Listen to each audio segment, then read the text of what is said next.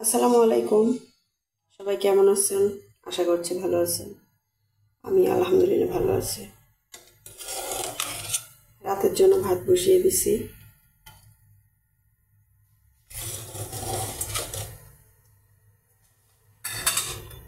আর এখানে ডাল সিদ্ধ দিছি। খুব ডাল ভর্তা খেতে ইচ্ছা করতেছিল। আমার মেয়েও খুব ডাল ভর্তা খেতে চাচ্ছিল, কিন্তু কাঁচামরিচ দিছি ভর্তার মধ্যে, মানে আগে থেকেই পানিতে সিদ্ধ দিছি। এই কাঁচামরিচগুলো খুবই ঝাল। আর শুকনো মরিচ দিয়ে ভর্তা খেতে খুবই টেস্ট লাগে, কিন্তু শুকনো মরিচ দেবো না, কারণ গ্যাস্ট্রিকের প্রবলেম খুবই। এই জন্য শুকনো মরিচ ইগনোর করি বেশিরভাগ।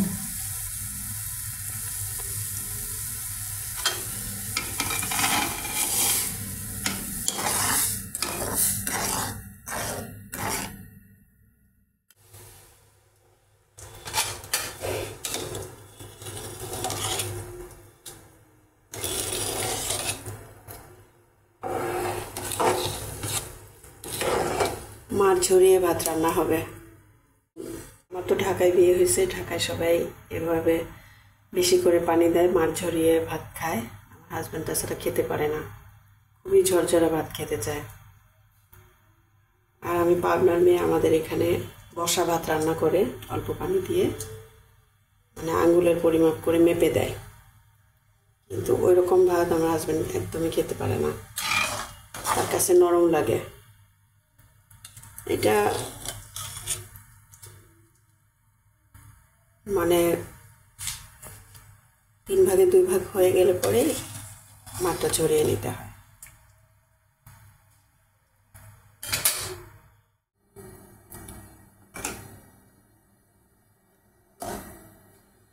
আর আমাদের এখানে যেহেতু বসা ভাত রান্না করে, তাই ডাউলটা ভাতের মধ্যে দিয়েই সিদ্ধ করে নেয়। কিন্তু আমি যেহেতু আমার হাজব্যান্ডের পছন্দ মতো মাছ ঝরা ভাত রান্না করি, আমার শ্বশুরবাড়ি এভাবেই রান্না করছি, এখন আমি আমার সংসারে এভাবে মাছ ঝরিয়েই ভাত রান্না করি, তাই পানিতে ডাল সিদ্ধ দিছি।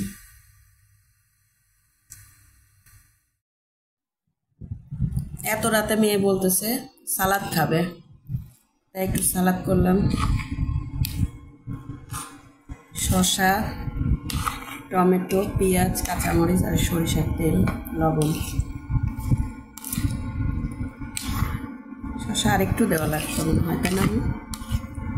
টমেটো বেশি দিয়েছে, এখন আর কাটতে ইচ্ছা করতেছে না।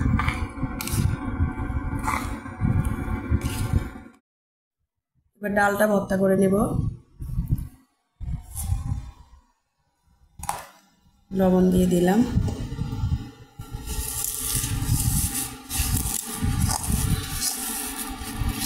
মনে হচ্ছে ঝাল বেশি হয়ে যাবে, ডাল অনেক বেশি, কিন্তু এই কাঁচামরিচটা অতিরিক্ত ঝাল।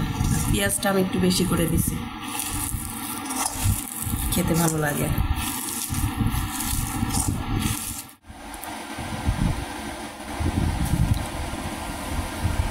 তেল দিয়ে দিলাম, ভর্তাটা ভালো করে মেখে নেব। এই যে আমার ভর্তাটা রেডি। অনেক দিন পরে ডাল ভর্তা খাবো। শুধু ডাল ভর্তা না, কোনো ভর্তাই খাওয়া হয় না,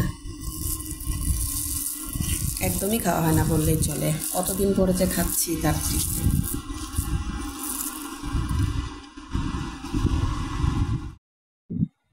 এই যে ভর্তাটা রেডি।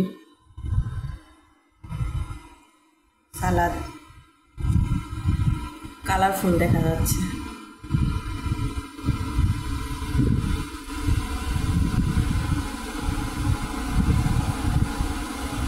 ভর্তা দেখেই খেতে ইচ্ছা করতেছে, কারণ আমার ভর্তা খুবই প্রিয়,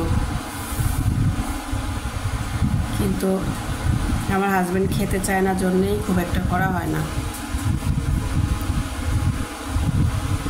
আর ডাল ভর্তা আমার মেয়ের আর আমার দুজনেরই খুবই প্রিয়। প্রথম দিকের ভিডিওটা আমার বাসার করা, তারপরে যে এখন যে পেঁয়াজু ভাজা হচ্ছে, এগুলো আমার ছোটো বোনের বাসায়। হঠাৎ করেই সকালবেলা একটা মৃত্যু সংবাদ শুনেই ছোটো বোনের ফোন পেয়েই আর কি যাওয়া। তো যাই হোক, ছোটো বোন আর আসতে দেয়নি, এই জন্য ওই বাসায় ইফতার রাত্রে ছিলাম। ওখানে পেঁয়াজ আলুর চপ বেগুনি ভাজা হচ্ছিল। এই যে ইফতারের ছোটোখাটো আয়োজন, সবাই একসাথে ইফতার করছিলাম।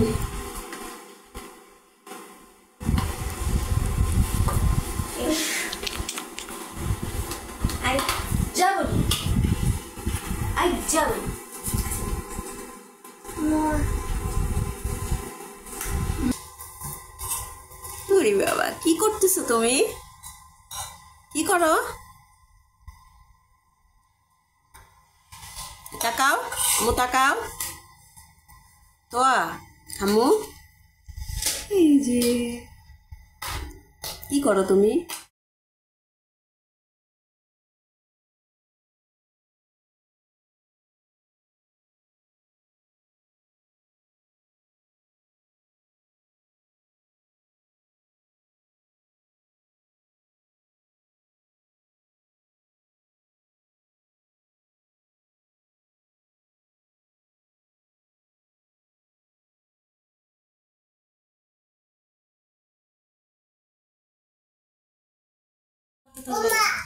ও মা, আসলে আমার ভাগ্নিদের জন্য অতিরিক্ত নয়েজ হচ্ছিল, ছোট বাচ্চারা যেহেতু, এই জন্য আমি এখন ভয়েসটা দিয়ে দিচ্ছি কিছু কিছু জায়গায়।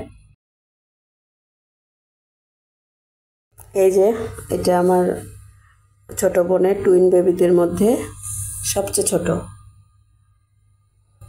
আর এই যে এটা দেখা যাচ্ছে ফ্লোরে বসে আছে, এইটা বড়, মানে দুইজনই টুইন, মানে টুইন বেবি, বাট ও বড় আর খাটে বসে আছে যেটা ওটা ছোট। খুবই দুষ্টু এটা, এটা খুবই দুষ্টু, এক কথা যাকে বলে তেদর। আর যেটা খাটে বসে আছে ও খুবই শান্ত নিরীহ টাইপের।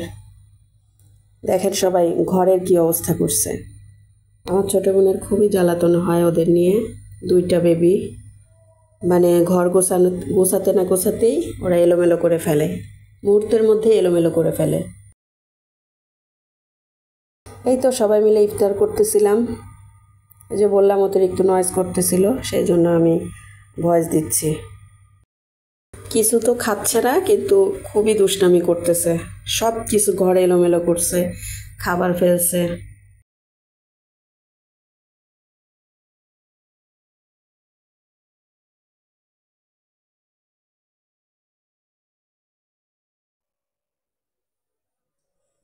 এই যে এটা আমার মেয়ে খাচ্ছিল।